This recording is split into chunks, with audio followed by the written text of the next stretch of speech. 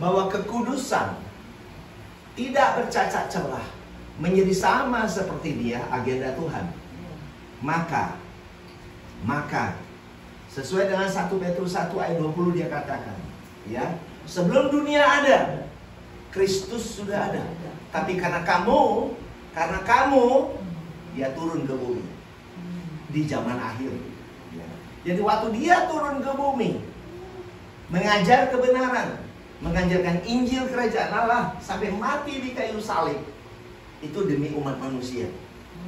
Karena umat manusia waktu itu, zaman itu mereka terikat oleh apa? Satu hukum yang disebut hukum Taurat. Nah, tak satu pun manusia di bumi ini yang bisa melakukan hukum Taurat dengan sempurna. Dari 10 hukum Taurat diterjemahkan menjadi 613 peraturan. Tak satu pun umat manusia mampu melakukannya, maka manusia bertambah, dosanya bertambah-tambah oleh karena adanya hukum Taurat. Ya. Jadi tak satu pun. Jadi orang Yahudi zaman itu, ya, orang Farisi, orang ahli Taurat, semua mereka jatuh di dalam dosa, bukan karena mereka jahat, bukan. Mereka bukan pembunuh, bukan pemerkosa, bukan, enggak. Gara-gara mereka terikat hukum Taurat, dan mereka yang berusaha supaya mereka sempurna.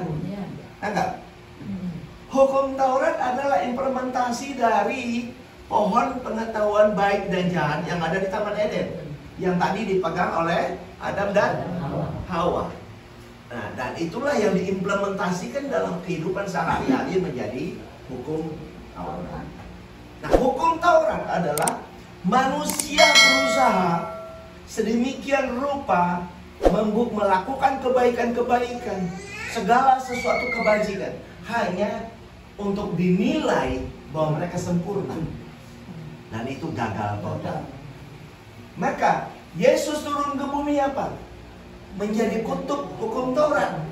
Dia menerima kutub dosa itu, dia tampung dalam hidupnya.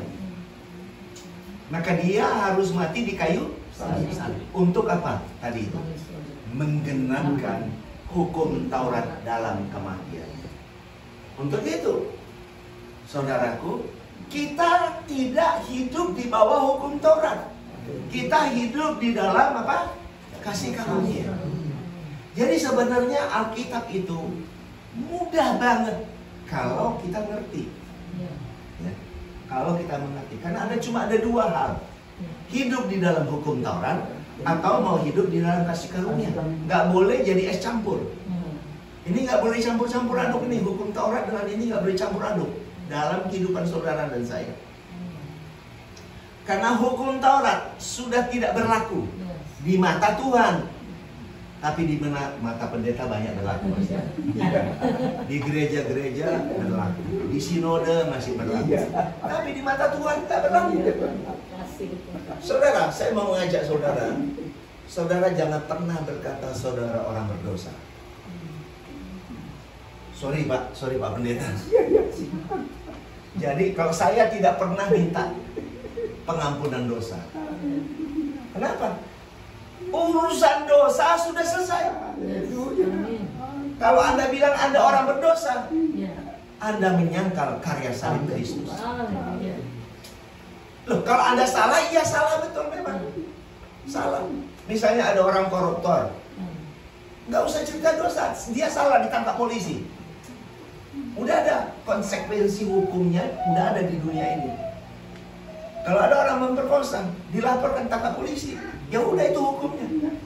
Di mata Tuhan nggak adil. Di mata Tuhan kita ini kudus. Kenapa?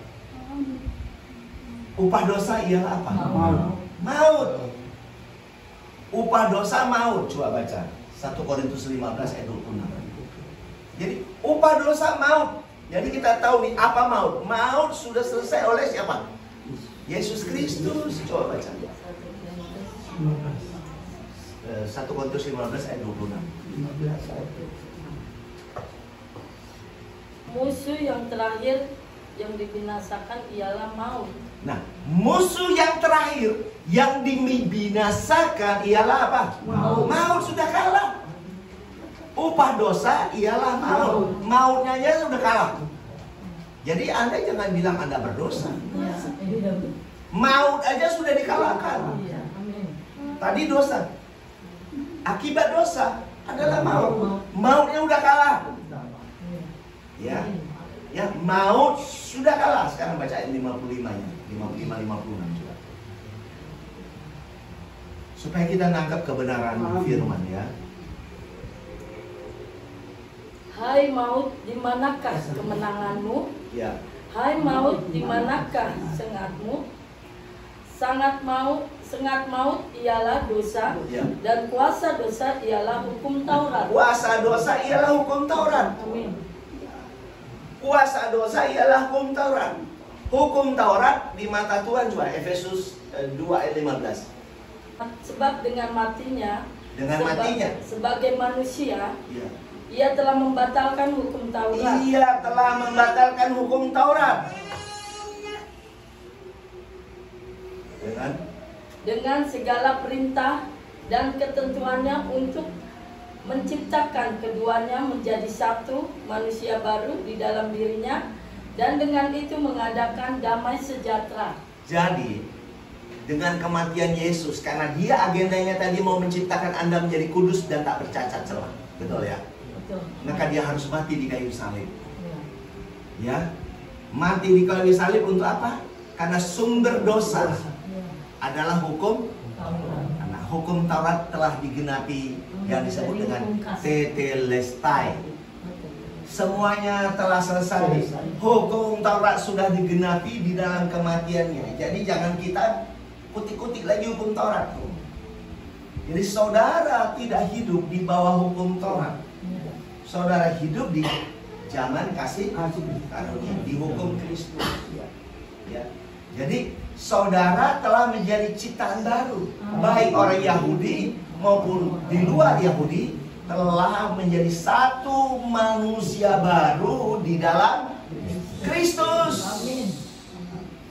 Nah, inilah yang dikatakan tadi, marilah kita menjadikan manusia segambar dan serupa dengan kita. Nah, kita telah menjadi satu manusia baru di dalam Kristus. Maka, coba baca. Maka 2 Korintus 5 ayat 16. Maka 2 Korintus 5 ayat 16. Maka ini, sebab itu kami tidak lagi menilai seorang juga pun menurut ukuran manusia. Sampai situ. Nah, sebab maka kita tidak boleh lagi menilai orang dengan ukuran manusia. Karena kita telah menjadi manusia baru di dalam Kristus. Coba lanjut. Dan jika kami pernah menilai Kristus menurut ukuran manusia, sekarang kami tidak lagi menilainya demikian. Ayat 17. Ayat 17. Jadi siapa yang ada di dalam Kristus, ia adalah ciptaan baru, yang lama sudah berlalu, sesungguhnya yang baru sudah datang. Nah, puji Tuhan. Jadi saudara, kita tidak lagi bisa menilai manusia dengan ukuran-ukuran manusia. Kenapa?